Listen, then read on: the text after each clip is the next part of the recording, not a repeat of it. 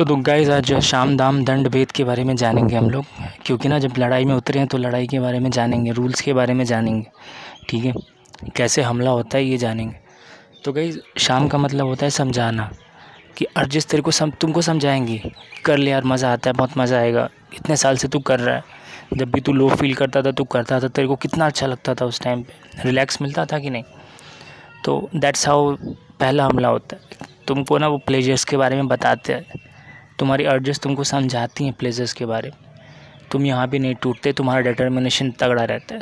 तो फिर level 2 attack होता है दाम। दाम का मतलब होता है कि बदले में कुछ मिलेगा तुमको। मतलब अगर फैपिंग करी ना यार, तू ऑफिस में आया है, कितना जाम लगा था आज, इतनी मुश्किल से तू वैसे वैसे कटवट मार के आया, थका है, तो कर ले, अच्छी नींद आएगी। इरिटेट हो चुका है तू, पसीने से पूरा भीगा हुआ है, हाँ तेरे को भी भाई, तू भी डिज़र्व करता है थोड़ा प्लेजर, तो तू कर लेना चाहिए तेरे। या फिर मतलब और भी बहुत सारे बेनिफिट हैं, तेरे को रिलैक्स मिलेगा, तेरे को पीस ऑफ माइंड मिलेगा। तो ये होता है तुमको एक बदले में कुछ देना, इन एक्सचेंज की तुमको कुछ मिलेगा, तुम यहाँ भी नहीं टूटते। तब आता है दंड, मतलब पनिशमेंट। अब वो क्या करती है कि तुमको फ्लैट लाइन आती है। अब तुम्हारा दिमाग कहता है कि अब तेरी लाइफ ऐसे ही चलेगी भाई, अब तो ऐसे ही बिना अनप्रोडक्टिव रहेगा और बेड पे पड़ा रहेगा। ठीक है ना, पहले ठीक तो था, कम से कम घूम तो सकता था, जा तो सकता था। अब तेरे को पनिशमेंट मिल रही है, तूने मेरी बात मानी नहीं थी तब, और तुम यहाँ भी नहीं टूटते। तब आता है ब्रह्मास्त्र, जिसको बोलते हैं भेद। भेद का मतलब क्या, तुम्हारी सीक्रेट। अब क्या होता है ना यार, एक बहुत अच्छी, किसी डिप्लोमेट ने एक बहुत अच्छी बात कही थी कि diplomacy is the art of talking until your snipers are in range. मतलब ये है कि तुम तब तक दुश्मन से बात करो जब तक तुम्हारे स्नाइपर्स रेंज में नहीं आ जाते। और सेम चीज़ अर्जिस के साथ भी होती है कि वो तुमसे तुम्हारे सीक्रेट जानता है वो। अब तुम मूवीज़ देखते थे ना पहले में, जब वो कोई भी वो तपस्या करने जाते थे तो कोई अप्सरा आती थी ऐसा, तो वही चीज़ होता है भेद, कि तुम्हारे अंदर कुछ जिसको तुम्हारे अगेंस्ट ही यूज़ किया जा सके, कोई एक्सटर्नल चीज़ें नहीं, क्योंकि तुम ऑलरेडी काफ़ी टाइम से इस चीज़ से लड़ रहे हो, तो तुम नहीं गिव अप कर रहे हो। अब एग्ज़ाम्पल से समझो, मैंने बोला कि मैं आज से चिकन नहीं खाऊंगा, ठीक है। अब तुम मेरे को चिकन ला के दोगे तो ऑब्वियसली मैं मना कर दूंगा। तुम कितनी भी समझाओगे कि यार खा ले, अच्छा लगता है, कोई दिक्कत नहीं है, इससे एनर्जी आएगी, खा ले, नहीं खाएगा तो सब्जी नहीं है तो क्या खाएगा। तो बहुत चीज़ें बोली, मैंने नहीं खाया। और चौथी चीज़ क्या है, चुपचाप तुम मेरे बगल वाले जो बंदा बैठ के खा रहा है ना, उसको चिकन दे दो उसकी थाली में।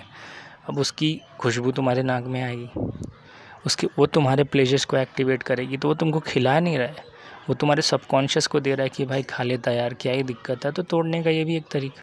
तो ये वुमेन अट्रैक्शन जो हम लोग एक बहुत बड़ी ब्लेसिंग समझते हैं ना इस पूरे जर्नी की, वो तुम्हारा 4th लेवल का अटैक है कि इसी बहाने सही चलो, इसको जो चाहिए वही दे दो, कॉम्प्रोमाइज़ कर लो, सेटलमेंट करा लो। अब एक बात बताओ, तुम्हारी बंदी अगर बंद है या कभी थी तो तुम फैपिंग नहीं करते थे क्या, या सेक्सुअली तुम उस चीज़ के लिए नहीं अट्रैक्ट होते थे क्या। तो वही बात है कि एक कहानी मैंने बहुत पहले स्कूल में पढ़ी थी कि बहुत सारी शक्तियाँ होती थी और भगवान को ना वो कहीं रखनी थी। तो भगवान ने बोला, अपने बाकी लोगों से पूछा, बाकी भगवान लोगों से कि यार इसको कहाँ रखना चाहिए।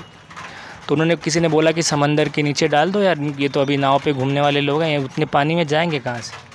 तो उन्होंने बोला कि आज नहीं, 10,000 20,000 साल बाद ही सही ये चले जाएंगे, इनकी कैपेबिलिटी है इतनी, या पहाड़ पे भी रखेंगे ये चढ़ जाएंगे, आज नहीं तो कल। तो फिर किसी ने बोला उनको कि ऐसा करो ना, इसको ना इंसान के अंदर ही रख दो, ये पूरी दुनिया ढूंढेगा और अपने अंदर कभी नहीं झांकेगा।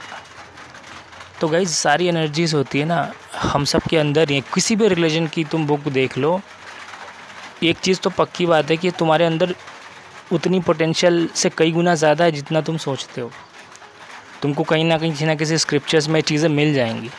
और तुम देखते भी हो यार, इंसान इतने साल से सर्वाइव करता आ रहा है, ठीक है ना। अंटार्कटिका पे भी लोग रहते, ठीक है ना, सियाचिन में भी लोग हैं, राजस्थान के रेगिस्तानों में भी लोग रहते। तो तुम्हारी कैपेबिलिटी तुम नहीं जानते हो जब तक कि तुम उस चीज़ को एक बार परखो नहीं। तो हमेशा ध्यान में रखना ये चीज़ कि फ़ीमेल अट्रैक्शन तो एक सिंबल ज़रूर करता है कि तुम अट्रैक्टिव दिख रहे हो, बहुत अच्छे दिख रहे हो, लेकिन फ़ीमेल अट्रैक्शन से तुमको इस जर्नी से निकल नहीं जाना है। ये नहीं कि तुमको बस अब मतलब कोई लड़की मिल गई अब तो तुम्हारा मिशन एकम्प्लिश्ड हो गया। अब ये बात नहीं है, इससे बहुत बड़ी चीज़ है इसके बाद। और मैं फ़ीमेल अट्रैक्शन की एक वीडियो आज या कल अपलोड भी करूँगा मेरी लाइफ में, वो भी देखना तुम लोग इस तो याद मतलब आज मैं अपलोड करूँगा, आज या कल तो अपलोड कर दूँगा एक अट्रैक्शन की वीडियो। मैं सोच रहा था बनाऊँ, क्योंकि ना बहुत ज़्यादा सीरियस बातें हो जाती है ना, तो मज़ा नहीं आता गाइस, तो कल अपलोड करता हूँ। Thank you guys, thank you.